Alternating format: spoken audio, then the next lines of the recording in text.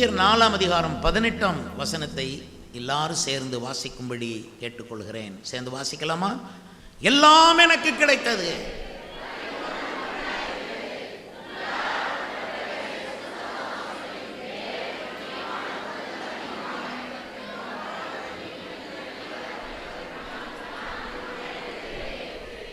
எப்படி சொல்ல வேண்டும்? எல்லாம் எனக்கு கிடைத்தது.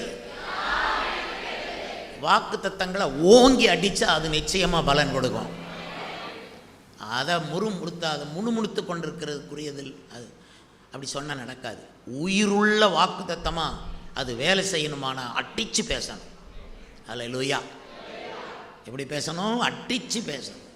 சொல்ல பவுல் சொல்கிறார் ஒரு இடத்துல, கிறிஸ்து இயேசுவின் அன்பை விட்டு என்னை ஒன்றும் பிரிக்க மாட்டாது என்று நிச்சயித்திருக்கிறேன்னாரு. நீங்கள் நிச்சயித்திருக்கிறேன்னு சொல்கிறீங்கல்ல, நான் அடித்து சொல்லுவேன், கிறிஸ்துவின் அன்பை விட்டு என்னை ஒன்றும் பிரிக்க மாட்டாது என்று நிச்சயித்திருக்கிறேன். இப்படி தான் மக்களுக்கு படித்து கொடுத்தேன். அப்படி அடித்து சொன்னவங்கள்லாம் வாழ்ந்தாங்க. அல்லேலூயா, முன்னேறினாங்க. அதே மாதிரி அந்த வசனத்தை சொல்ல வேண்டும். எல்லாம் எனக்கு கிடைத்தது.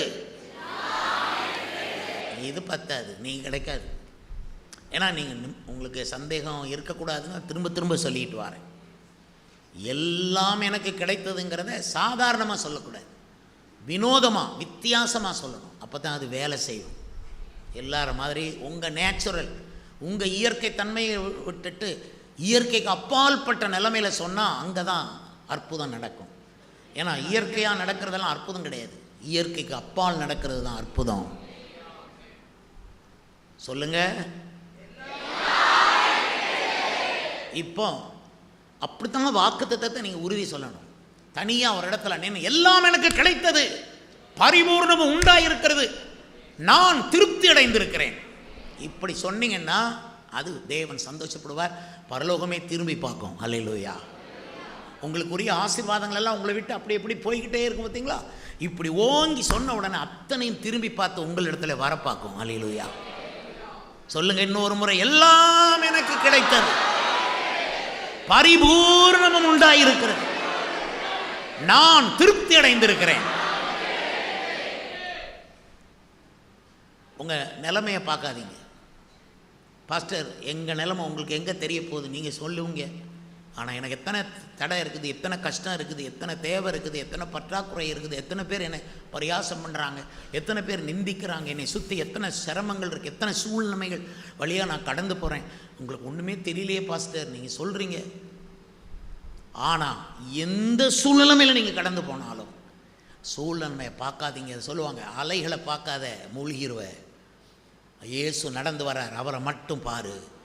அவர் கடலில் நடந்து வந்தார், அவரை மட்டும் fix your eyes on Jesus, not on the waves. இன்றைக்கி அலை மேலே வரும், நாளைக்கு கீழே போயிடும். நீ இயேசுவின் கண்களை பதித்த வண்ணமாய் நீ சொல்லணும். மறுபடியும் ஒரு முறை வலது கரத்தை உயர்த்தி சொல்லலாமா? அதே மாதிரி எல்லாம் பாருங்க, மூணு சொல்லணும். எல்லாம் எனக்கு கிடைத்தது, பரிபூர்ணமும் உண்டாயிருக்கிறது, நான் திருப்தி அடைந்திருக்கிறேன். இவ்வளவும் சொன்னுங்க, வேறு ஒன்றுமே உங்களுக்கு தேவையில்லை. இந்த மாதம் வெற்றி மாதமாக கர்த்தர் உங்களுக்கு முன்னே கடந்து போவார். அல்லேலூயா. நிறைய ஆசீர்வாதங்கள் உங்களை வந்து பணிந்து கொள்ளும். உங்களை விட்டு போயிருக்கோம் நிறையா. இவங்ககிட்டலாம் நம்ம எல்லாம் நிற்க முடியாது, ஏன்னா இவனுக்கு ஜபமும் இல்லை, கிருபையும் இல்லை, அபிஷேகமும் இல்லை. ஆசீர்வாதம் எல்லாம் கிருபை உள்ளவன்ட்ட போவோம், நம்ம அங்கே போவோம் அப்படின்னு நினைக்கும். ஆனால் நீங்கள் வாக்குத்தத்தத்தை சொன்ன உடனே போனதெல்லாம் திரும்ப திரும்ப தேடி வரும். ஏன்னா நான் பிரசங்கம் பண்ணுறேன், இதை சொல்கிறேன்னு சொன்னால் நான் அதை பார்த்துட்டு தான் சொல்கிறேன். அங்கங்கிறது விடுபட்ட உங்களை விட்டு போன ஆசீர்வாதங்களெல்லாம் உங்களை தேடி திரும்பி அப்படி அபவுட் டேர்ன் பண்ணி திரும்பி வர்றதை நான் பார்த்து உங்களுக்கு சொல்கிறேனே, நம்புங்க ப்ளீஸ். நான் பார்த்து தான் சொல்கிறேன். நீ எது தான் போச்சோ, ஐயோ கைவிட்டு போச்சே, அது போயிட்டுதே, இது இழந்துட்டேனேன்னு சொன்ன அத்தனையும் திரும்ப வரும். அத்தனை புத்தியும் திரும்ப வந்து, நேபுகாத்நேச்சாருக்கு 7 வருஷம் புத்தி இல்லாமல் அலைஞ்சான். அதுக்கப்புறம் 7 வருஷம் கழித்து அவனை தேடி அந்த புத்தி வந்தது. மந்திரிமார் வந்தாங்க, அவனுடைய அரசாட்சி, அரசாங்கம் எல்லாம், ராஜாங்கமும் திரும்பி வந்தது. அது மாதிரி கர்த்தர் எல்லாம் திரும்பி வர பண்ணுவார். அல்லேலூயா. அதான் அந்த மாதத்தில் கர்த்தர் உங்களை தைரியப்படுத்துவார். எல்லா ஆசீர்வாதங்களுக்கும் நீங்கள் போய் பணிய தேவையில்லை. ஒவ்வொரு ஆசீர்வாதத்தையும் நீங்கள் பணிஞ்சு கும்பிட்டு ஒவ்வொன்றையும் வாங்க தேவையில்லை. அதெல்லாம் உங்களை வந்து பணிந்து உங்களுடையதாகும். அல்லேலூயா, அல்லேலூயா, அல்லேலூயா. மனுஷர்களுக்கு முன்பாக நீங்கள் வணங்கி வாழணும்னு இல்லை, மனுஷர்கள் வந்து உங்களை வணங்கி வாழும்படி கர்த்தர் அற்புதம் செய்வார். வணங்கின்னா உங்களுக்கு முன்னால் தாழ்த்தின்னு அர்த்தம். அதுதான் வெளிப்படுத்தின விசேஷத்தில் இருக்கிற வாக்குத்தத்தம். கர்த்தருக்கு ஸ்தோத்திரம். உன் சத்துருக்கள் கூட உனக்கு முன்பாக வந்து பணிவார்கள். உனக்கு விரோதமாக பேசினவங்க உனக்கு முன்பு வந்து பணிவார்கள். உனக்கு உன்னை குறித்த சந்தோஷம் இல்லாமல் இருந்த எல்லாரும் இனிமேல் உன்னை குறித்து சந்தோஷப்படுவார்கள். ஆண்டவருக்கு ஸ்தோத்திரம். பரிசுத்தவான்களுடைய அனுபவம் உங்கள் அனுபவமாய் மாறட்டும். ஆண்டவர் உங்களை மீட்டு கொண்டார் என்றால் எல்லாம் உங்களுடையதாகும். ஆபிரகாம் தன்னுடைய எல்லாவற்றையும் தன்னுடைய குமாரன் ஈசாக்குக்கு கொடுத்தான். அது மாதிரி எல்லாத்தையும் கொடுப்பார். சொந்த குமாரனையே கொடுத்தவர் மற்ற எல்லாவற்றையும் அருளாதிருப்பது எப்படி என்று வேதம் சொல்லுகிறது. எல்லாவற்றையும் உங்களுக்கு கொடுப்பார். உங்களுக்கு வேண்டிய பண வசதி கொடுப்பார். எல்லாம் எனக்கு கிடைத்தது என்று நீங்கள் சொல்வீர்கள். எல்லாரும் எனக்கு நன்மை செய்தார்கள் என்று சொல்வீர்கள். எல்லாரும் எனக்கு முன்பு வந்து பணிந்தார்கள் என்று நீங்கள் சொல்வீர்கள். எதிர்த்து நின்றவர்கள் பணிந்தார்கள் என்று நீங்கள் சொல்வீர்கள். எனக்கு சத்துருக்களாக இருந்தவர்கள் வந்து சிநேகம் பாராட்டினார்கள் என்று நீங்கள் சொல்வீர்கள். இதுவரைக்கும் உங்களோடு பேசாதவங்க வந்து பேச ஆரம்பிப்பாங்க. உங்களுக்கு ஒரு புதிய துவக்கமாக இருக்கும். இது கல்வியின் துவக்கம் மட்டுமல்ல, இது பரிசுத்த ஆவியானவர் உங்களுக்குள்ளே ஆசீர்வாதங்களை துவக்குகிற மாதமாகவும் இருக்கிறது. சொல்லுங்கள் மறுபடியும் ஒரு முறை சத்தமிட்டு, எல்லாம் எனக்கு பரிபூரணமும் உண்டாயிருக்கிறது. அப்புறம் பரிபூரணமும் உண்டாயிருக்கிறது, நான் திருப்தியாயிருக்கிறேன். எப்படி? நான் திருப்தியாயிருக்கிறேன். கர்த்தருக்கு ஸ்தோத்திரம். ஆனால் நீ மரண பரியந்தம் உண்மையாயிருக்கணும். இயேசுவுக்கு உண்மையாக இருக்கணும். எல்லாவற்றிலும் உண்மையாக இருக்கணும். அந்த உண்மையாக இருக்கிறதுக்காக கொஞ்சம் சக்ரிஃபைஸ் பண்ணணும். உண்மையாக இருக்கிறதுக்காக நீங்கள் உங்களை ஒருத்து சில கவனங்களை செலுத்த வேண்டும். ஏன்னா உண்மைக்கு விரோதமாக அவ்வளோ யுத்தங்கள் நடக்கும். நீங்கள் உண்மையாக இருக்கிறதுக்கு ரொம்ப கஷ்டம். இந்த உலகத்தில் எல்லாமே ட்ரிக்ஸ் பண்ணி தான் வாழ்கிறாங்க. எல்லாம் அதை பண்ணி இதை பண்ணி தான் முன்னேறாங்க. படிக்கிற பிள்ளைகள் கூட பரீட்சையில் பார்த்து எழுதி பாஸ் ஆகிட்டு வர்றாங்க. ஒருவரும் சுத்தமாக இல்லை. அந்த பளிங்கு மாதிரி தெளிவு இல்லை. அதனால் இயேசுடைய பிள்ளைகள் குற்றமற்றவர்களாய் கரைத்திரையற்றவர்களாய் இருக்க வேண்டும் என்று அவர் ரொம்ப எதிர்பார்க்கிறார். அதனால் இந்த வெற்றி உங்களை வந்து பணியும், ஆசீர்வாதங்கள் உங்களை வந்து பணியும். பணம் தேடி நீங்கள் போடி வேதனைப்பட வேண்டாம். அது வந்து உங்கள்கிட்ட வரும். தேவையான நேரம் உங்கள்கிட்ட வந்து பணிந்து நிற்கும். கரங்களை அசைங்க கர்த்தருக்கு முன்பாக. அல்லேலூயா, அல்லேலூயா, அல்லேலூயா. கர்த்தருக்கு ஸ்தோத்திரம் உண்டாவதாக. அப்போ எல்லாம் எனக்கு கிடைத்தது, பரிபூர்ணமும் உண்டாயிருக்கிறது, நான் திருப்தி அடைந்து. இந்த வார்த்தைகளை சொன்னது யார் தெரியுமா? பரிசுத்த பவுல். இதை பவுல் அப்போஸ்தலன் சொல்லும்போது அவர் எங்கே இருந்தார் தெரியுமா? ஊழியங்கள் பல நாடுகளெல்லாம் முடித்துவிட்டு கடைசியில் ரோம சேவகர்கள் அவரை பிடித்து நியாய விசாரிக்கப்பட்டு அவர் சிறையில் அடைக்கப்பட்டவராக இருந்தார், கட்டுண்டவராக இருந்தார். அந்த மாதிரி கட்டப்பட்ட பவுல் இந்த வார்த்தைகளை அவர் சொல்லுகிறார். கர்த்தருக்கு ஸ்தோத்திரம். பிலிப்பியர் நிருபத்தை அவர் அங்கிருந்து தான் எழுதினார். ஜெயிலுக்குள்ளே இருந்து கடிதம் எழுதினார். சிறையில் போட்டாலும் அவருடைய வேலை நிற்கவில்லை. அதான் ஊழியம் செய்வது என்றால் எந்த காலத்திலும் நிற்காதது தான் ஊழியம். எந்த காலத்திலையும் மாற்றப்பட முடியாது. இவர் சிறையில் இருந்தாலும் ஊழியம் செய்வார், வெளியே இருந்தாலும் ஊழியம் செய்வார். அந்த மாதிரி கர்த்தருக்கு ஸ்தோத்திரம். சிறையில் இருந்து கொண்டு அவர் சொல்கிற வார்த்தை பாருங்கள். ஏன்னா ஏராள சபைகளை கட்டினார், எல்லா தேசங்களிலும் போய் சபை கட்டினார். அந்த ஊழியத்துக்கு எல்லாத்துக்கும் தேவை எங்கிருந்து வந்தது? அவருடைய வாக்குத்தத்தம் அவருக்கு கொடுத்தது. அதனால தான் அவர் சொல்கிறார், எனக்கு எல்லாம் கிடைத்தது, பரிபூர்ணம் உண்டாயிருக்கிறது, நான் திருப்தி அடைந்திருக்கிறேன். அது இருக்கிறது ஜெயிலில். ஆனால் அவர் சொல்கிறார், நான் திருப்தி அடைந்திருக்கிறேன். இயேசு கிறிஸ்துவின் தன்மையே வேற. நீ இருக்கிற சூழ்நிலைமை எப்படி இருந்தாலும் இயேசு உயிர்த்தெழுந்த தெய்வமாய் உன் நடுவில் இருப்பார். அல்லேலூயா. இந்த 4ஆம் அதிகாரத்திலே நீங்கள் கவனிக்க வேண்டிய 7 நிபந்தனைகளை உங்களுக்கு இன்றைக்கு சொல்ல விரும்புகிறேன். நீங்கள் இப்படி திருப்தியாக வாழணும். எல்லாம் எனக்கு கிடைத்தது, பரிபூர்ணம் உண்டாயிருக்கிறது, நான் திருப்தி அடைந்திருக்கிறேன், இப்படி சொல்லணுமானா என்ன செய்யணும்? ஒரு 7 நிபந்தனைகள் சொல்லுங்கள். இந்த மாற்றம், இதில் மாற்றமே வரக்கூடாது. மாற்றம் வரக்கூடாதுன்னு சொல்லி கையை வைத்துங்க. இந்த 7ல் மாற்றமே நீங்கள் நல்லதுதான் சொல்லுவீங்க. இந்த 7ம் நான் கடைப்பிடிக்கணும். ஆமேன், ஹல்லேலூயா. முதலாவது 1ஆம் வசனத்தை வாசிக்கலாமா? ஆதலால்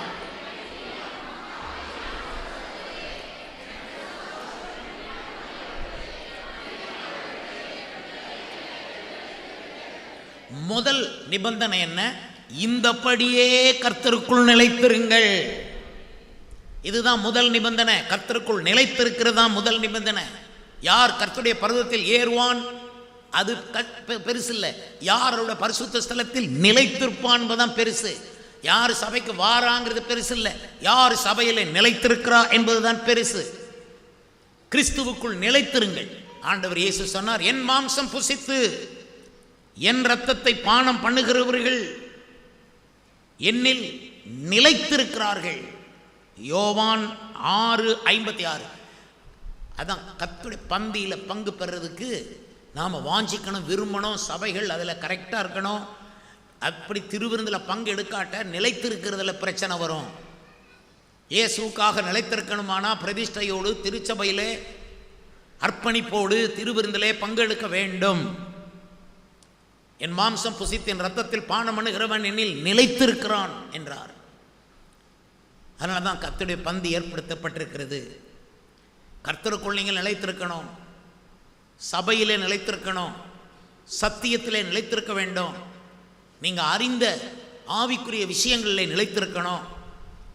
ஆராதிப்பதிலும் உபவாசம் பண்ணி ஜெபிப்பதிலும் நீங்கள் நிலைத்திருக்கணும். எப்போமாவது ஒரு நேரம் வந்தேன் போனேன் அப்படி இருக்கக்கூடாது, நிலைத்திருக்க வேண்டும். நான் சும்மா தான் வந்தேன் அப்படி சொல்லாதீங்க. கர்த்தர் தான் உங்களை கொண்டாந்துருக்கிறார். நீங்கள் நினைப்பீங்க நானா வந்தேன். இல்லை,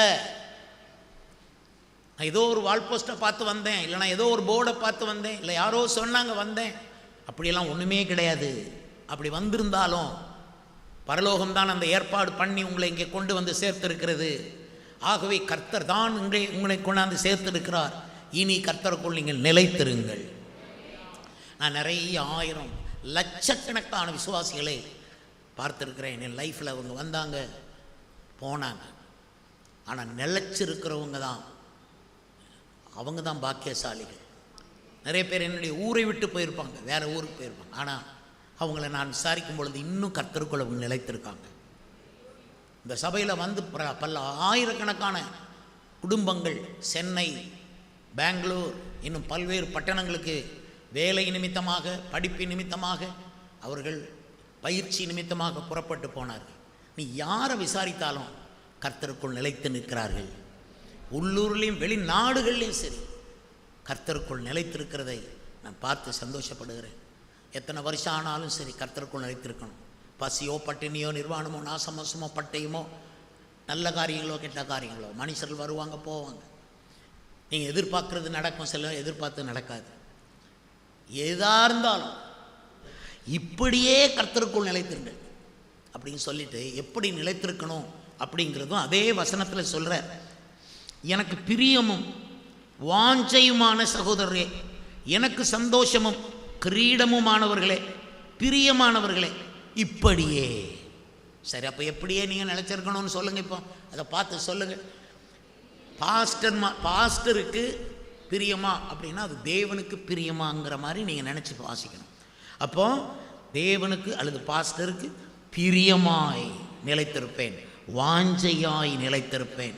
அப்புறம் தேவ ஊழியக்காரங்களுக்கு சந்தோஷமாய் நான் நிலைத்திருப்பேன், தேவ ஊழியக்காரர்களுக்கு கிரீடமாய் நான் நிலைத்திருப்பேன்.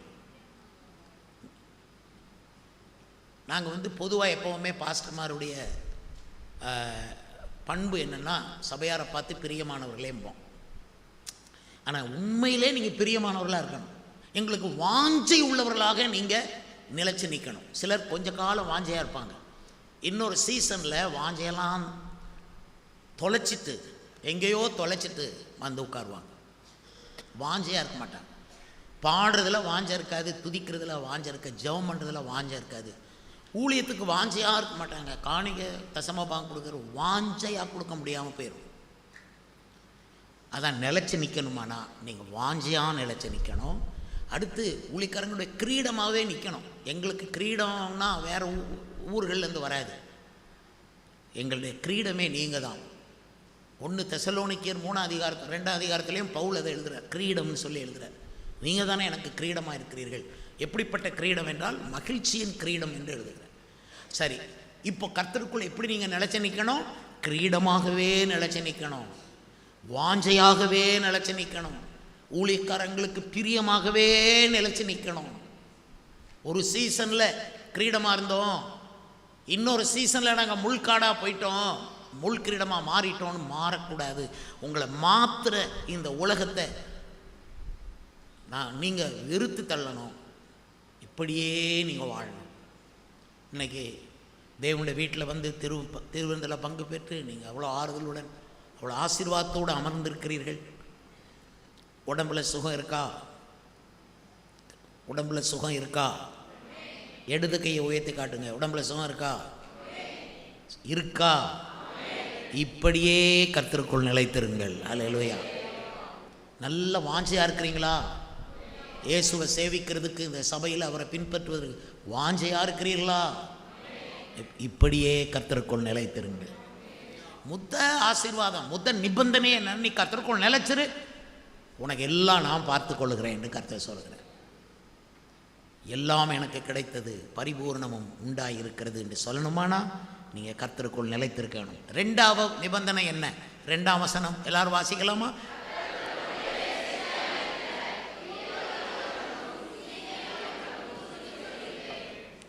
ரெண்டாவது நிபந்தனை, கர்த்தருக்குள் ஒரே சிந்தையா இருக்கணும். இந்த ஏயோதியாள் சிந்தையாளர் 2 விசுவாசிகளை பற்றி அவர் சொல்கிறாரு. அவங்க அடிக்கடி ஒரு சிந்தையாக இல்லாமல் மாறிக்கிட்டே வருவாங்க.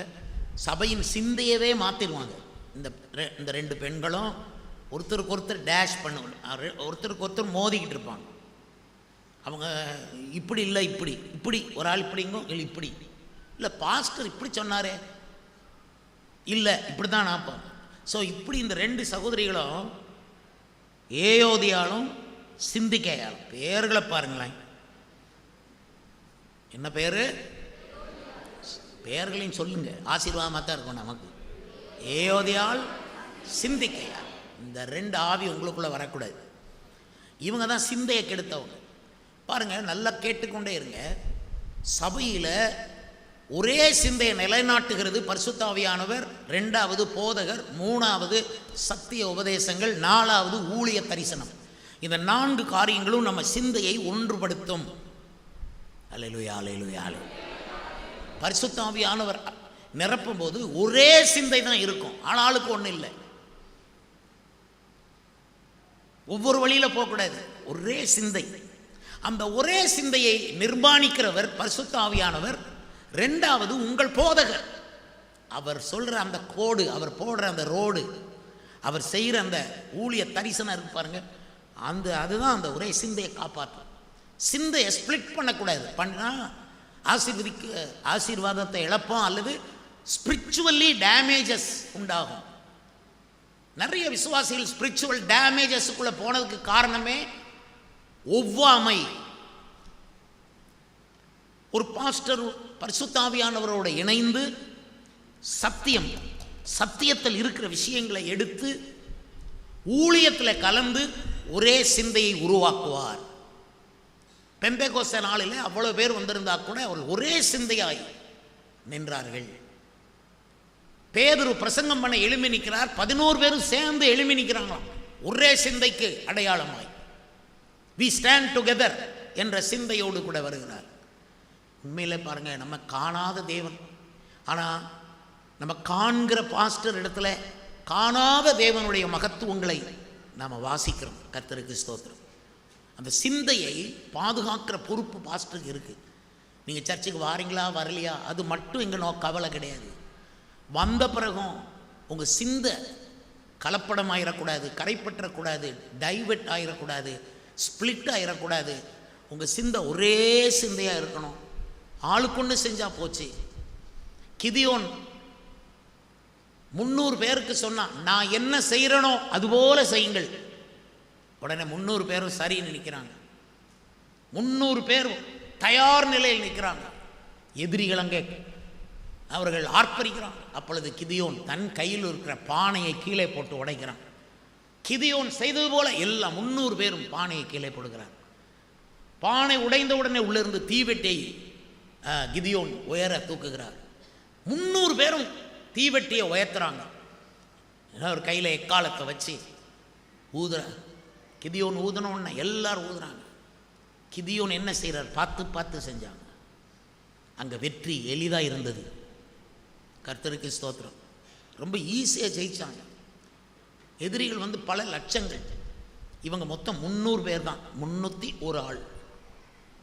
பிரியமானவர்களே, இந்த சபையில் குறைந்தபட்சம் 300 இது மாதிரி யுத்த வீரர்கள், ஆண்கள், பெண்கள், வாலிபர்கள், வாலிப பிள்ளைகள், சரியாய் ஒரே சிந்தையில் இருக்கிறவர்கள். முந்தைய காலத்தில் ராஜாக்கள் தான் அந்த ஒரே சிந்தையை பாதுகாப்பார்கள். வேறு சிந்தையாக இருக்கிறவர்கள் கொல்லப்படுவார்கள். அவ்வளோதான். ராஜா சொன்ன அந்த பாதையில் தான் போகணும். அவருடைய கட்டளை தான், அவர் சொன்னதான், அவர் சிந்தை தான். அவர் சொல்கிறவரை காத்து யுத்தத்துக்கு போனாலும் அவர் சொல்லணும். இவன் பட்டயத்தை வச்சுக்கிட்டு தயாராக இருப்பான், கேடகத்தையும் கையில் வச்சுக்கிட்டு. அவர் ஆணையை பார்ப்பான். யாரோ சொன்னாங்கன்னு சண்டைக்கு போக மாட்டான், யுத்தத்துக்கு போக மாட்டான். ராஜா வாயிலிருந்து அந்த வார்த்தை வரணும். அந்த பாருங்கள், அந்த ராஜாக்கள் இந்த ஒரே சிந்தையை பாதுகாத்தார்கள். ஒரு குடும்பத்தில் கூட சிந்தை அடிக்கடி குழம்பிக்கொண்டே இருந்தால் நல்லா வராது. அப்பா புருஷன் ஒன்றை சொல்லுவார், மனைவி இல்லை இல்லை இது இப்படி தான், இப்படி தான். இப்போ அவளுக்கு பயந்து இவருக்கு பயந்து அவர், பிள்ளைகளுக்கு பயந்து தகப்பன் சரியாக தீர்மானிக்க முடியும். இப்படி குழம்புச்சுன்னா வீட்டுக்குள்ளே ஒரே சிந்தையில் குடும்பம் நடக்காட்ட குடும்பத்தில் முன்னேற்றம் இருக்காது. அந்த குடும்ப தலைவன் தன்னுடைய அந்த அபிஷேகத்தை, அந்த மேன்மையை காத்துக்கொள்ளணும். அவர் சொல்கிறது தான் இறுதி வாக்கு, அப்படி இருக்கணும். பெண்கள் அதுக்கு கீழே தான் வரணும். அவங்க சொல்கிற ஆலோசனை, அம்மாமார்கள் மனைவிமார் ஆலோசனை சொன்னாலும் கீழே வந்துடணும். என் கணவர் என்ன சொல்கிறாரோ அதுதான் சார் எனக்கு, அத்தோடு முடிச்சுக்கணும். ஒரே சிந்தையாக இருக்கும்படி நீங்கள் தீர்மானம் பண்ணுங்கள். சிந்தையில் அடிக்கடி மாறக்கூடாது. நீங்கள் பிளான் பண்ணுங்கள். இந்த 365 நாளும் நான் இயேசுவை சேவிப்பேன். 52 ஞாயிற்றுக்கிழமையும் நான் இயேசுடைய சபையில் நான் போய் உட்கார்ந்துருப்பேன். அந்த சபையில் நான் போய் உட்காருவேன். அங்கே உட்கார்ந்துக்கிட்டே உலகத்தை ஜெயிப்பேன். நான் அங்கே உட்கார்ந்துக்கிட்டே ப்ரமோஷனுக்குள்ளே நான் போவேன். அல்லேலூயா. நான் எங்கே போனாலும் அங்கே போய் உட்காந்துருவேன் ஞாயிற்றுக்கிழமை. சிந்தனையில் ஸ்ட்ராங் ஆகிட்டிங்கன்னா அதுதான் உங்களுக்கு நடக்கும். ஒரே சிந்தையாக இருங்க. இரு மனமாக உள்ளுக்கு இப்படியா அப்படியா குழம்பாதீங்க. நான் வேலைக்கு போகணுன்னு தோணுது, ஆனால் ஒரு ஊழிய அழைப்பு இருக்க மாதிரி தோணுது. இப்படி தோணிக்கொண்டே இருக்கக்கூடாது. இந்த சிந்தை இங்கிட்ட அங்கிட்டும் பிடிச்சி இழுத்துனா ஒரே வழி நேர போய் பாஸ்டரை சந்திச்சிடணும். அப்பாயின்மெண்ட்டை வாங்கி பாஸ்டர் நம்மளை பார்க்கணும். உரிமையோடு நீங்கள் பார்க்க வரணும். நான் எனக்கு இப்படி 2 கோணமாக இருக்கேன், எனக்கு இந்த சிந்தை 2ஆக போகுது, இரு வழி சந்தியில் கட்டப்பட்ட கழுதை குட்டி போல் இருக்கிறேன், என்ன செய்யணும் தெரில. அப்போ நாங்கள் ஜெபம் பண்ணி எங்களுக்கு வேத வசனத்தின் அடிப்படையில் சரியான ரோட்டை உங்களுக்கு காட்டுவோம்.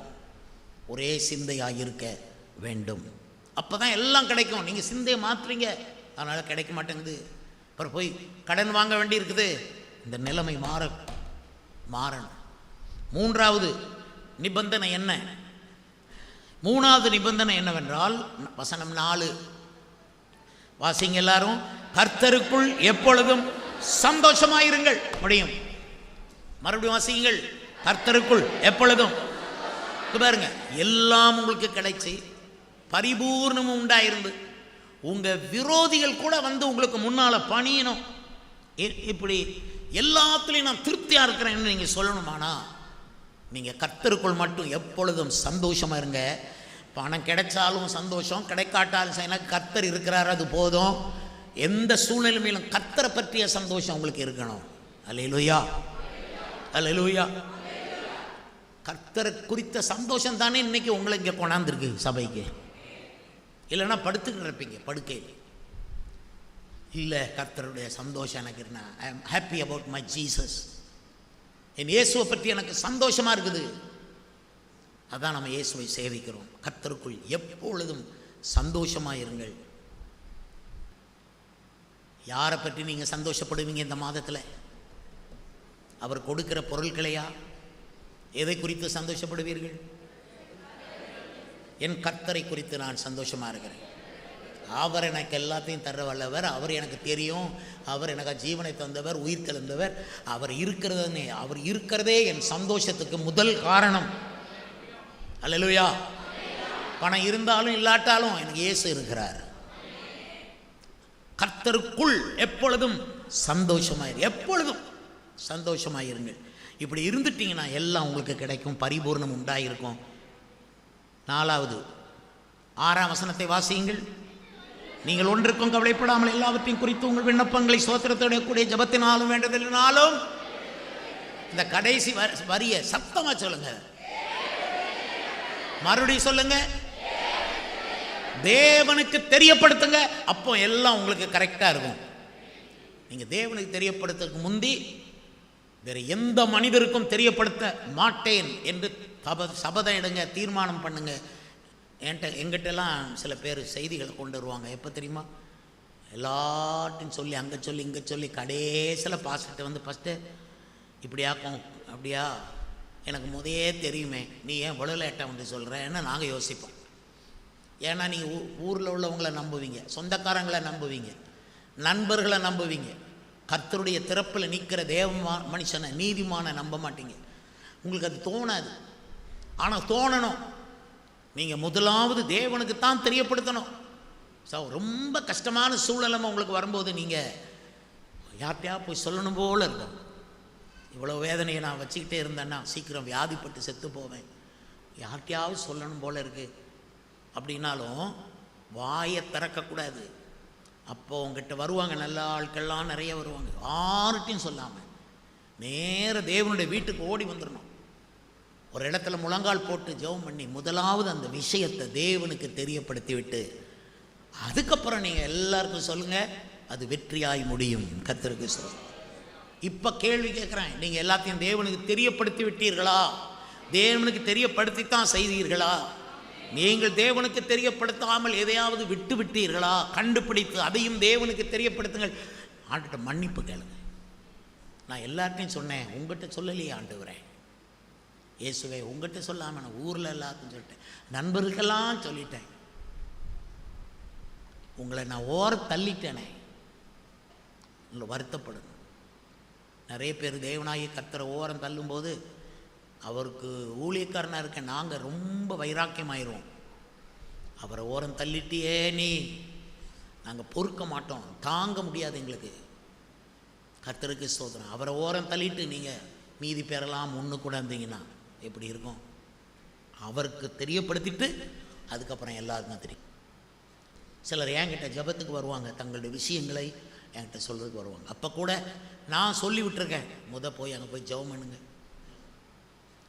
ஒரு 5 நிமிஷம் போய் ஆண்டவர்கிட்ட இந்த விஷயத்தை தெரியப்படுத்திட்டு அதுக்கப்புறம் என்னையை பார்க்க வாங்க, என் ரூமுக்கு வாங்க, பாஸ்டரை பாருங்கள், அவங்ககிட்ட வியாக்கியானம் விவரமாக சொல்லுங்கள்.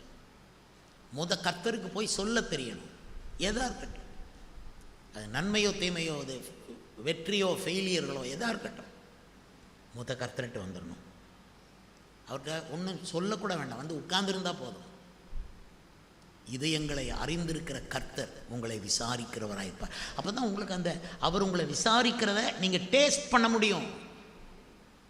நான் கர்த்தர்கிட்ட சொல்லிட்டேன், அடுத்தது நான் பாஸ்டர்கிட்ட சொல்லிட்டேன், 3வது என் கணவர்கிட்ட என் மனைவிட்ட நான் சொல்லிட்டேன். சொல்லும்போது அந்த காரியம் நிலை வரப்படும், அது வெற்றி அடையும். சத்தமாக சொல்லுங்கள், நான் இனி தேவனுக்கு தெரியப்படுத்திட்டு தான் பிறருக்கு தெரியப்படுத்துவேன்னு சொல்லுங்கள். 4 காரியங்களை சொன்னேன். 5, 6, 7 வேகமாக வாசிக்கணும்.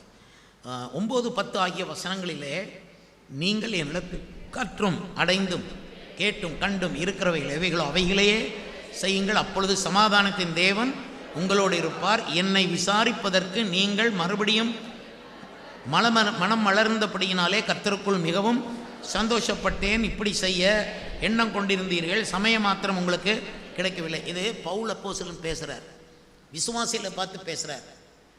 பாஸ்டர்மாருக்கும் விசுவாசிகளுக்கு உள்ள உறவு இது. அவர் சொல்கிறாரு, நீங்கள் என்னிடத்தில் கற்றும் அடைந்தும் கேட்டும் கண்டும் இருக்கிறவைகள் எவைகளோ அவைகளை செய்யுங்கள். நீ வேறு யாரையும் ஃபாலோ பண்ணாதீங்க. இதைத்தான் செய்யுங்கன்னு சொல்கிறார். பாருங்கள், மறுபடியும் வாசித்து சொல்லுங்க என்னெல்லாம்.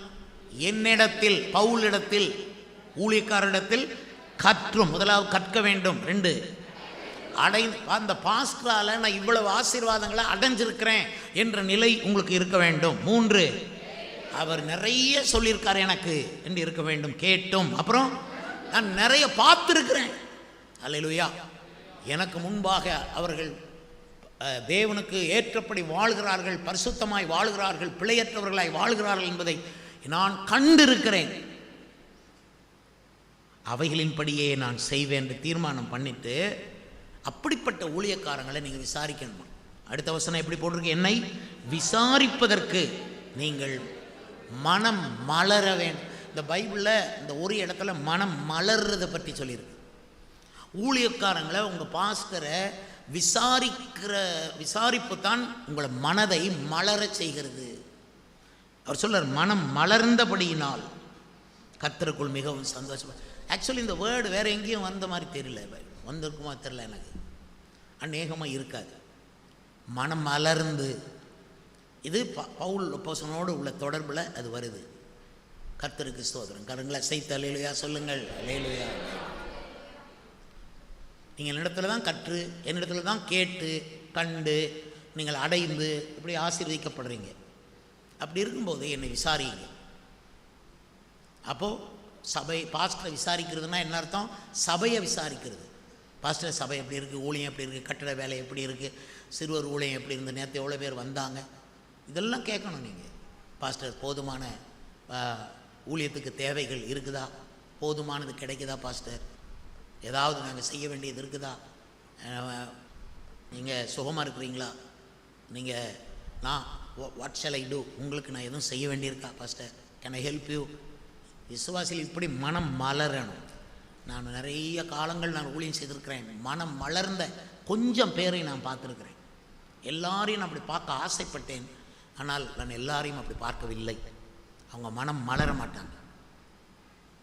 அவங்க இதயத்தை முழுசும் திறக்கவும் மாட்டாங்க, மனம் மலரவும் மாட்டாங்க. ஆனால் வந்துடுவாங்க சர்ச்சுக்கு, உண்மையாக இருப்பாங்க, காணி கொடுப்பாங்க, தசமபாகம் கொடுப்பாங்க, அதெல்லாம் கரெக்டாக போய்கிட்டே இருக்கும். ஆனால் ஊழியத்தை விசாரிக்கிறதுக்கு, பாஸ்டர்மாருடைய நலம் விசாரிக்கிறதுக்கு, அவங்க நாங்கள் what which way I can help you pastor, இந்த சபைக்கு நான் எவ்விதத்தில் உதவி செய்யலாம் பாஸ்டர் சொல்லுங்கள், நான் என்னால் முடிஞ்ச உதவியை நான் செய்வேன். பண உதவியை நான் சொல்லலை, எல்லா உதவியும் what ever could be done, I am ready to do. Pastor, சொல்லுங்க, I am here. மனம் மலர்ந்திருக்கிறேன். பிரியமானவர்களே, ஆவிக்குரிய நிலைமையில் நம்மளை ஆதரிக்கிறவர்கள், அப்போஸ்தலனாகிய பவுலை போல கஷ்டப்பட்டு ஊழியம் செய்து ஸ்தாபித்தவர்கள், அவர்களை விசாரிப்பதற்கு நாம் மனம் மலர வேண்டும். கையில் உயர்த்தி, நான் மனம் மலரணும். ஏன் மனம் மலரணும் ஆண்டவரே? கையை வைத்து சொல்ல சொன்னேன், என் மனம் மலரணும். கர்த்தர் மலர செய்வார். அல்லேலூயா, அல்லேலூயா. வசனத்தில் இருக்கிறத அப்படியே உங்களுக்கு சொல்கிறேன். மிச்சத்தை பரிசுத்த ஆவியானவர் உங்கள் நடுவிலே கிரியை செய்வார். நான் இவ்வளோ நேரம் உங்களோடு பேசின 5 விஷயங்களை கேட்டீர்கள். 6வது விஷயத்துக்கு வாருங்கள். வசனம் 11 வாசியுங்கள். நான் என் குறைச்சலினால் நான் இப்படி சொல்லுகிறது இல்லை, ஏனெனில் நான் எந்த நிலைமையில் இருந்தாலும் மன ரம்மியமாக இருக்க கற்றுக்கொண்டேன். அடுத்து நீங்கள் 6ஆம் நிபந்தனையை அறிய வேண்டும். எப்படி நீங்கள் வாழணும்னா மனரம்மியமாக வாழணும். என்ன வார்த்தை? இந்த வார்த்தை வேறு எங்கேயுமே இல்லை அதிகமாக. நீதிமொழிகள் 15:15 மட்டும் இருக்குது. மனரம்மியமோ நித்திய விருந்து என்ற வசனத்தை அங்கே நீங்கள் பார்க்கலாம். ஆனால் நிறைய பேர் மனம் ரம்மியமாக வாழ்றதில்லை. அதாவது இயேசுவை நம்பி மனரம்மியமாக தாழ்ந்திருக்கும் எனக்கு தெரியும், வாழ்ந்திருக்கவும் தெரியும். கீழே அவர் எழுதுகிறார், தாழ்ந்திருக்கவும் தெரியும், வாழ்ந்திருக்கவும் தெரியும், எவ்விடத்திலும் எல்லாவற்றிலும் திருப்தி அடையவும் தெரியும், பட்டினியாக இருக்கவும் தெரியும், பரிபூர்ணம் அடையவும் குறைவுபடவும் போதிக்கப்பட்டேன். இந்த பட்டினியாக இருக்கிறதுக்கும் குறைவுபடுறதுக்கும் போதிக்கப்பட்டேன்னா யாரோ போதிச்சிருக்காங்க. குறைவை சகிக்கிறதுக்கு சகிச்சு வாழடா, பட்டினியை சகிச்சு வாழு என்று போதிக்கிற ஒரு போதகர் அங்கே இருந்திருக்கார். பவுலுக்கு போதகர் கமாலியேல். சாப்பிட்டா தான் ஊழியம் அப்படி இல்லை, சாப்பிட்டா தான் ஆராதனை அப்படி இல்லை. எப்பா கிடைச்சாலும் கிடைக்காட்டினா ஆராதனை முக்கியம். மறுபடியும் பாருங்கள் எப்படி வாழணும். நீங்கள் இல்லையே இல்லையே அது இல்லையே ஐயோ மற்றவங்களை போலவா, மற்றவங்களோட உங்களை ஒப்பிடாதீங்க. நீ ஒரு தனிப்பிறவி, நீ இன்னொரு ஆளோட உன்னை ஒப்பிடாத. அவரை மாதிரி என்னை ஆசீர்வதின்னு சொல்லவே சொல்லாது. கர்த்தர் உன்னை தனியாக ஆசீர்வதிப்பார். அவருடைய பார்வையிலே நீ ரொம்ப விசேஷித்தமான ஒரு ஆள். உன்னை கர்த்தர் எல்லார மாதிரி பண்ண மாட்டார், ரொம்ப வித்தியாசமாய் கர்த்தர் உன்னை ஆசீர்வதிப்பார். எல்லாரும் சம்பாதிக்கிற மாதிரி நீ இப்படி சம்பாதிச்சு கொஞ்சம் கொஞ்சம் அப்படி சம்திங் டிஃப்ரெண்ட். உன்னை கர்த்தர் ரொம்ப ஸ்பெஷாலிட்டி லைஃப் உனக்கு கர்த்தர் வச்சிருக்கிறார். கரங்களை தட்டி கர்த்தரை துதிக்கலாமா? அல்லேலூயா. எல்லாரும் முழு இருதயத்தோட கை தட்டு. ஆமென். எல்லாரும் மாதிரி நடத்த மாட்டார். அல்லேலூயா.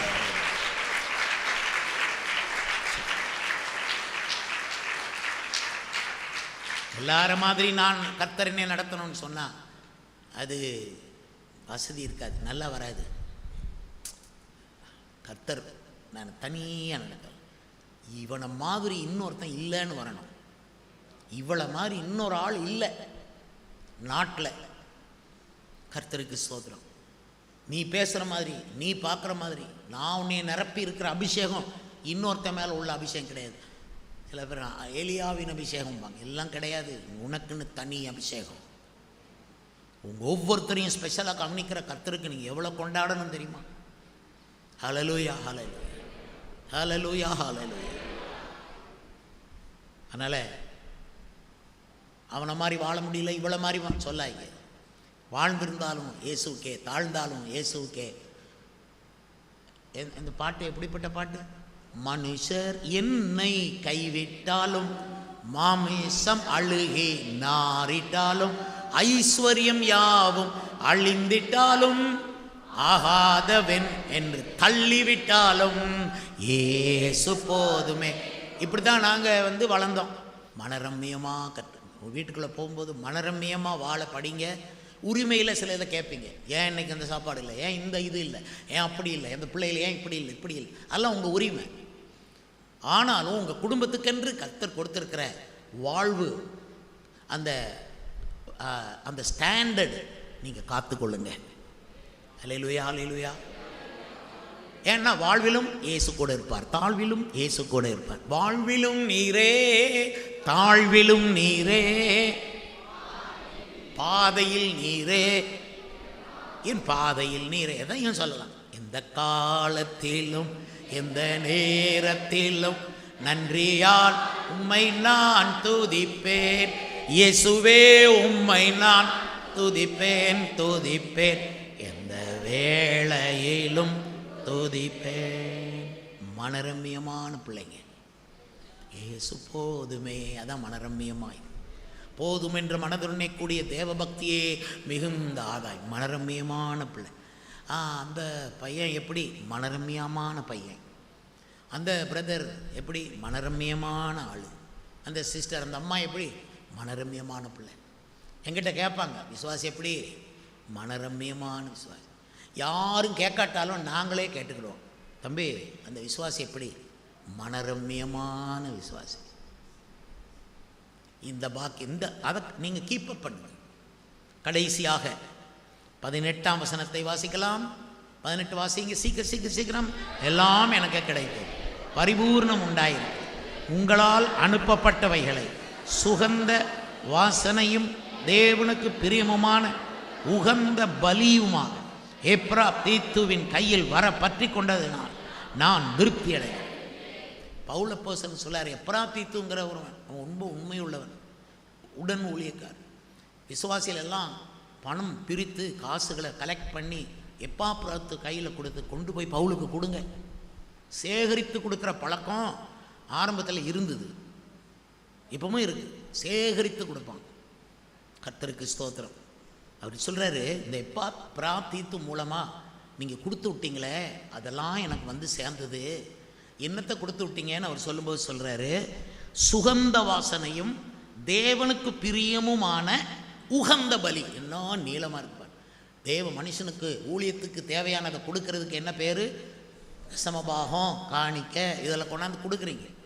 ஒவ்வொருத்தவங்களும் கொண்டு கொடுக்குறீங்க. பேங்க்கில் வேலை பார்க்குறவங்க ரூபாயை கொண்டு போய் புது ரூபாயை மாற்றிட்டு வந்து காணிக்கை கொடுக்குறாங்க. இதெல்லாம் ஏன் செய்கிறாங்க? ஏன்னா அது ஒரு பெரிய பலி. அது எப்படிப்பட்ட பலின்னு எல்லாரும் தெளிவாக சொல்லுங்கள். எப்படிப்பட்ட பலின்னு எவ்வளோ நீளத்துக்கு போட்டிருக்கு பாருங்க. எங்கேருந்து தொடங்குது? சுகந்த வாசனையும் தேவனுக்கு பிரியமுமான உகந்த பலி.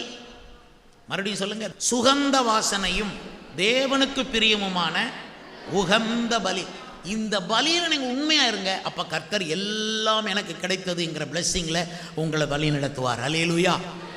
கர்த்தருக்குள் நிலைத்திருங்கள், அப்பொழுது ஆசீர்வதிக்கப்படுவீர்கள். கர்த்தருக்குள் ஒரே சிந்தையாயிருங்கள், அப்பொழுது ஆசீர்வதிக்கப்படுவீர்கள். கர்த்தருக்குள் எப்பொழுதும் சந்தோஷமாயிருங்கள், அப்பொழுது ஆசீர்வதிக்கப்படுவீர்கள்.